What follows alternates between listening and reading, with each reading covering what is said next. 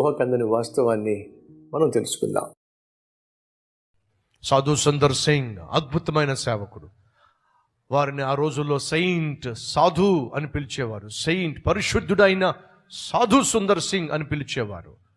ఆ రోజు ఆ టిబెట్లో, ఆ ప్రాంతాల్లో అందరూ సాధు సుందర్ సింగ్కి అంత గౌరవం ఇస్తూ ఉంటే కొంతమంది గిట్టని వాళ్ళు, ఏమిటి ఎంత గౌరవం ఇస్తున్నారు, ఎందుకు ఇంతగా అభిమానిస్తున్నారు, సాధుని, పరిశుద్ధుడైన సాధు, సెయింట్ సాధు, సెయింట్ సాధు అని పిలుస్తున్నారు, అసలు ఈయన సంగతి తేల్చేసేయాలి అని చెప్పి ఒకరోజు అతడు నివసిస్తున్న గుడారము దగ్గరకు వెళ్ళారట. ఆ గుడారము దగ్గరకు వెళ్ళినప్పుడు సాధు సుందర్ సింగ్ ఆ గుడారంలో ఇలా ప్రార్థన చేస్తాడు, ప్రభువా, నేనే మంచితనము లేనివాడినయ్యా, అందరికంటే హీనుణ్ణయ్యా, పాపిష్టివాడినయ్యా, నీతి లేనివాడిని, యథార్థత లేనివాడిని, పాపిష్టివాడినయ్యా ప్రార్థన చేస్తున్నాడు. విమర్శించడానికి వెళ్ళిన వాళ్ళు ప్రార్థన అయిపోయిన తర్వాత సాధు సుందర్ సింగ్ చూసి, అర్థమైంది, నీ బ్రతుకంతా మాకు అర్థమైంది. ఏమర్థమైంది? నువ్వు పాపిష్టివాడివని, నువ్వు నీతి మాలిన వాడివని, నువ్వు అసలు మంచివాడివి కాదని నీ నోటితో నువ్వు చెప్పటం మేము విన్నాం. సరే, అది వాస్తవం కాబట్టి చెప్పాను. మరి నువ్వేమో పాపిష్టివాడిని అంటున్నావు, లోకస్తులేమో నిన్ను చూసి పరిశుద్ధుడు అంటున్నారు. ఇది ఎలా సాధ్యమైంది? ఎందుకు వాళ్ళు అలా అంటున్నారు?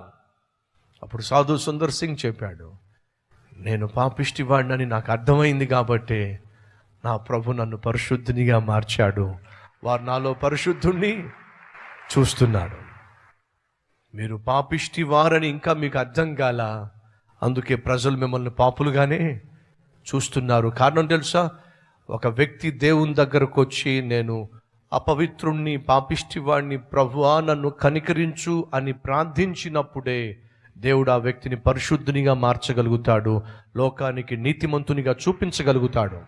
పాపముడు ఖచ్చితంగా చెప్పగలగాలి, నేను ఆ పాత వ్యక్తిని కాదు, నేను నూతన పరచబడిన వాడిని, క్రీస్తు రక్తములో కడగబడిన వాడిని. అట్టి కృప కొరకు ప్రార్థన చేద్దామా? ప్రతి ఒక్కరి తలలు వంచండి, ప్రార్థనలు ఎక్కించండి. పరిశుద్ధుడు అయిన తండ్రి, బహుసూటిగా స్పష్టంగా మాతో మాట్లాడినందుకు నీకు వందనాలు. క్రిస్టియన్ అనే పిలుపులోనే క్రైస్ట్ ఉన్నాడు. క్రైస్తవునిలో క్రీస్తు ఉండాలి. అతడే నిజమైన క్రైస్తవుడు. క్రీస్తు లేని క్రైస్తవ్యము, క్రైస్తవుడు మృతుడు. అట్టి జీవితం మాకొద్దు నాయన. నిన్ను కలిగి నిన్ను కనపరిచే జీవితం మాకు దయచేయమని ప్రతి ఒక్కరితో సూటిగా మాట్లాడావు. కోపతాపాల వల్ల, ఆవేశాగ్రహాల వల్ల ఎన్నో కుటుంబాలు చీలిపోయినాయి, ఎంతోమంది ఉద్యోగాలు పోగొట్టుకున్నారు, సత్సంబంధాలు నాశనం చేసుకున్నారు.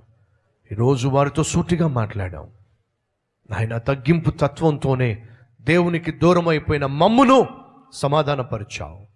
దేవునికి శత్రువులుగా తయారైన మమ్మును నీ తగ్గింపు తత్వంతో సమాధానపరిచావు.